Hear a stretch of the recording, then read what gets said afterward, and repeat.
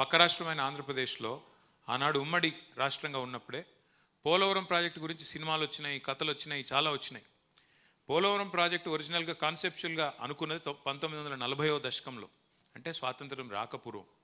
అల్టిమేట్గా శంకుస్థాపన జరిగింది 1980లో టంగుటూరి మన టి అంజయ్య గారు, టంగుటూరి పంతులు కాదు, టి అంజయ్య గారు ముఖ్యమంత్రిగా ఉన్నప్పుడు 1980లో ఆనాడు శంకుస్థాపన చేసిండ్రు.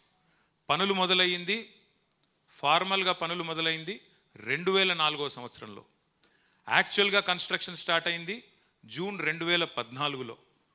జూన్ 2014 1940లో అనుకుంటే 80లో రాయేస్తే 2004లో డ్రాయింగులు గీస్తే 2014 జూన్లో పనులు మొదలు పెడితే ఇవాళ చూసిన అయిపోయిందా లేదా అని.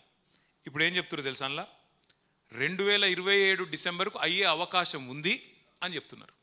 అంటే కేసీఆర్ పనితనానికి ఇతర రాష్ట్రాల పనితనానికి తేడా ఏందో చెప్పడానికి మాత్రమే ఇది నేను చెప్తా ఉన్నా.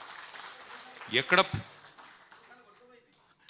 1940, ఎక్కడ 1980, ఎక్కడ 2014, ఎక్కడ 2004, ఎక్కడ 2027? అదే కేసీఆర్ గారు ఇప్పుడే మా గంగుల కమలాకర్ అన్న చెప్పిండు. 2016లో శంకుస్థాపన చేస్తే 4 ఏళ్ళు 3 ఏళ్ళు తిరగకుండానే అక్కడ బరాజ్ ఓపెనింగ్, ఆ తర్వాత 5-6 ఏళ్ల లోపలనే ప్రపంచంలోనే అతి పెద్దదైన లిఫ్ట్ ఇరిగేషన్ ప్రాజెక్టును పూర్తి చేసిన నాయకుడు కేసీఆర్ గారు. ఇది ఎవరు అవునన్నా కాదన్నా ప్రపంచ చరిత్రలో నిలిచిపోయే మాట.